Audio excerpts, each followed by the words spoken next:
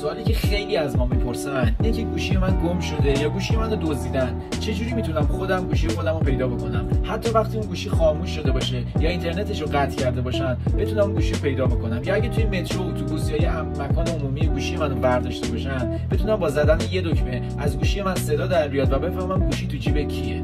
با من همراه باش تا بهت یاد بدم. برنامه فایند مای میشین، حالا با گوشیتون، مکبوکتون، لپتاپتون یا هر برنامه‌ای میتونید واردش بشید و اپل آیدیتون رو وارد بکنین و این کارو انجام بدید. ولی اگه گوشی آیفون دارین خب راحت تره. ببینید لوکیشن دقیق گوشی رو به ما نشون میده که دقیقاً گوشی کجاست و تو چه نقطه‌ایه و حتی درصد باتری هم به ما نشون میده که گوشی من چند درصد باتری داره، یکی خاموش میشه. روی گزینه پلی ساوند که بزنید روی این گوشی براتون آلرت میاد. توی جمعی یا توی متروی بخواد ببینید گوشیتون دست کیه یا اصلا توی خونه بخواد گوشیتون رو پیدا بکنید با زدن این دکمه ازش صدا میاد و میتونید راحت متوجه بشید که گوشی کجاست. روی گزینه لاست آیفون اگر بزنید، روی گزینه لاست آیفون که بزنید ببینید این گزینه‌ها باعث میشه که دسترسی اون دزد یا هر کسی که گوشیتون رو گم کرده یا دزدیده کامل از بین بره و هیچ دسترسی نتونه به هیچ اطلاعاتی از شما داشته باشه و عملاً گوشی شما لاک میشه و قفل میشه و هیچ کاری نمیتونه انجام بده.